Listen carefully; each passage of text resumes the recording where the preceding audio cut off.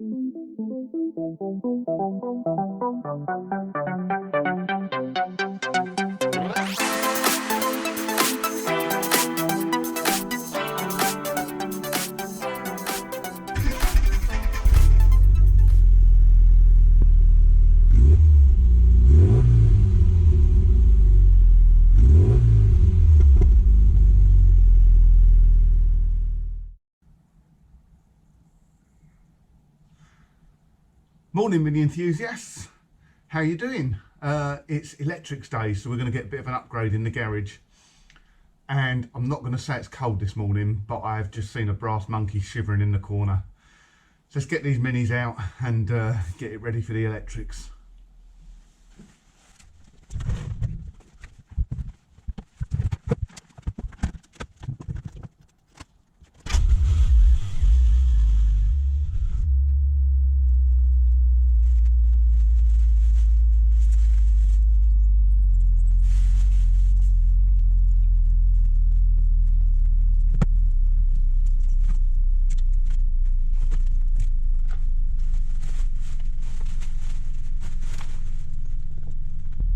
It's like I'm wrapping a new present at Christmas. I haven't seen them for a few months, so it's really nice to see them again.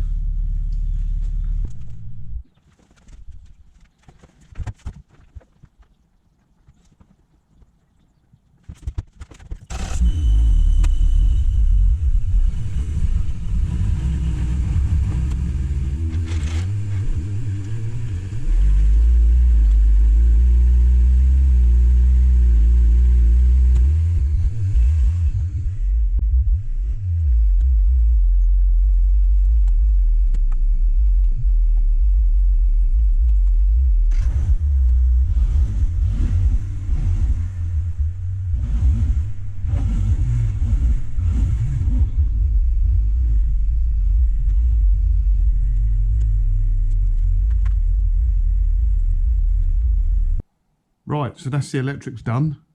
All three minis back in the garage. I do just need to put covers back on them and have a bit of a tidy up. I thought I'd just show you what's been done. I know it's not very exciting, but these are the things you have to go through.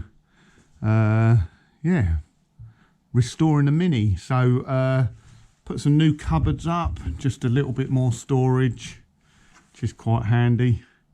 And the electrics, so fuse box in the corner there, that's had the circuit breakers upgraded to a C-type circuit breaker, which is slower blowing, so it won't trip every time I use a spot welder. And they've been done in the house as well as some extra lighting. And in here, I know it's not very exciting to you, but it is for me. I now have my lights, additional lights on independent switches. They are IOL. Instant on lighting. Look at this. Ta-da! Ta-da! So there are quite a lot of lights in this garage. They're 6-foot LED lights, twin 6-foot LED battens either side. I've done them earlier on in the year, and I've got spotlights up on both sides now. And I just had another plug socket installed here, so there's one on sort of every not corner of the garage, every middle point of the garage.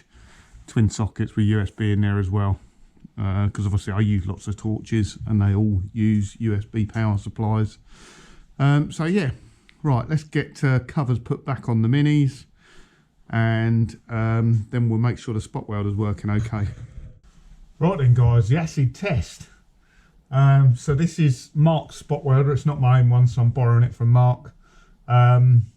I could MIG weld the bits on the sills and the other bits, but spot welding is much neater, gives a much neater finish, and it is so much faster, and you get consistent welds as well. So once you've got it set up right, providing the metal's good quality, you get a perfect weld pretty much every time. I see some people spot welding, they get massive great big sparks coming off the spot welder. That generally happens if the metal's not good, or the contact's not good between the two metals. If it's good contact, if the electrodes are clean and the metal's clean, it should spot weld on quite nicely. So we're just going to have a bit of practice. I've just got two bits of metal which are very similar to the thickness of the metal on the car. And I've not set up the timer or anything yet. We're just going to spot weld it and see what they look like.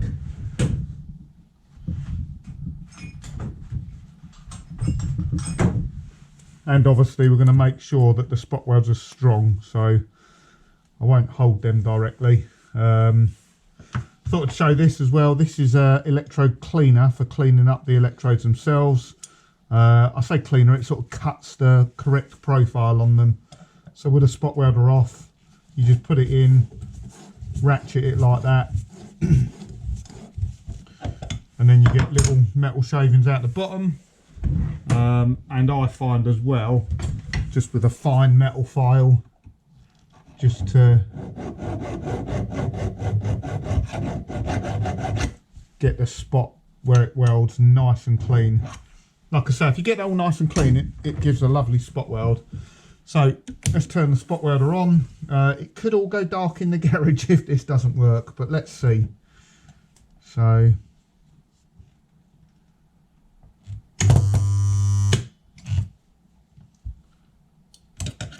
that sounded good. So it looks like we've got good penetration there. Do you see the little spark initially? So that was where it doesn't make a perfect contact first time. And if you can avoid that, it just makes the electrodes last longer. Let's do another one. Let's then see if we can pull it apart.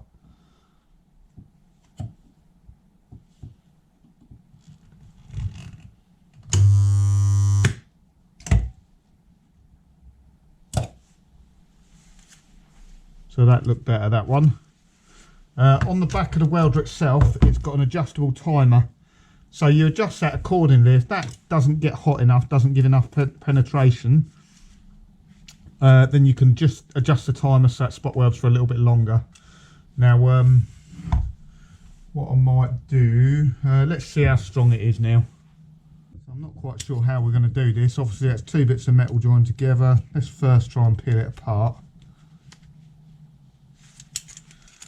There we go. So, yeah, this would be a good test, wouldn't it? So that's two spot welds on there. Let's get it in the vise.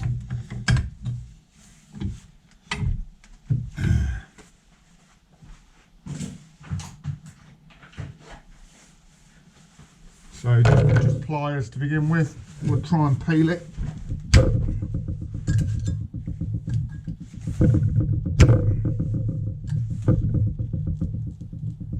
There is no way in the world you're doing that on your own, so let's try some mole grips.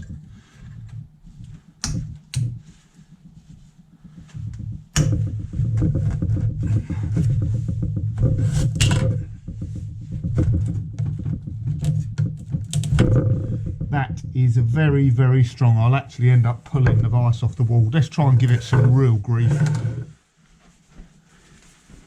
We'll get the big hammer on it.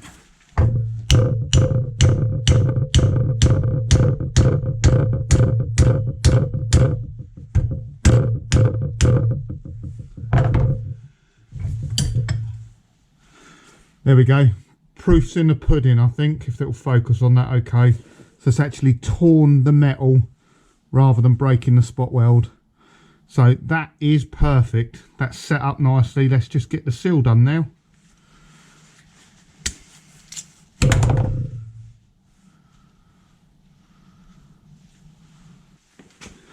Right then, I thought I might show this bit in real time, just to show you how quick and easy it is.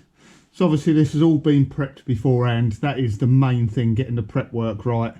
And I've marked on here where the spot welds want to go. So because we're reusing this step, actually, I've marked it in between the original spot welds. So we're not going to over distort the metal. So where they've been drilled out, there's a gap in between. So I've marked it in the gap between every previous spot weld that was there. So that gives, should give exactly the right amount of spot welds for the panel. And yeah, it should look right. So let's get on with it. Let's waffle on. We might have to stop and clean the electrodes. We'll see how it goes. And I've got an airline ready just if I need to cool down the metal. But the great thing about spot welding as well is it does it relatively cool. Just because it's very, very localised where you're welding. You don't transfer loads and loads of heat into the metal.